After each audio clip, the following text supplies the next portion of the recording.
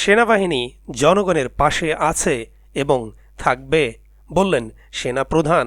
প্রিয় দর্শক, অনুরোধ রইল ভিডিওটিতে একটি লাইক দিয়ে আমাদের ইউটিউব চ্যানেলটি সাবস্ক্রাইব করে দিবেন এবং ভিডিওটি সম্পর্কে আপনার মূল্যবান মতামত কমেন্টস করে জানাবেন।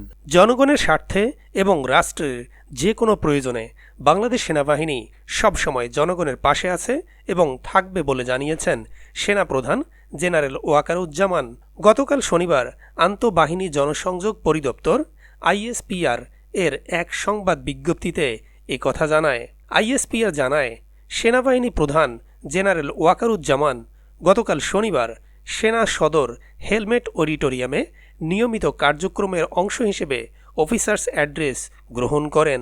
এ সময় জেনারেল ওয়াকারুজ্জামান তার বক্তব্যে সব সেনা কর্মকর্তাদের উদ্দেশ্যে দেশের চলমান নিরাপত্তা পরিস্থিতির উপর আলোকপাত করেন। তিনি সেনাবাহিনীর কার্যক্রম সম্পর্কে বিভিন্ন দিক নির্দেশনা দেন এবং বিভিন্ন প্রশ্নের উত্তর দেন। পাশাপাশি তিনি যে কোনো পরিস্থিতিতে জনগণের যান মাল ও রাষ্ট্রীয় গুরুত্বপূর্ণ স্থাপনাসমূহের নিরাপত্তা নিশ্চিত করতে বলেন। সেনাবাহিনী প্রধান জেনারেল ওয়াকারুজ্জামান বলেন, বাংলাদেশ সেনাবাহিনী দেশের জনগণের আস্থার প্রতীক। জনগণের স্বার্থে এবং রাষ্ট্রের যে কোনো প্রয়োজনে বাংলাদেশ সেনাবাহিনী সবসময় জনগণের পাশে আছে এবং থাকবে।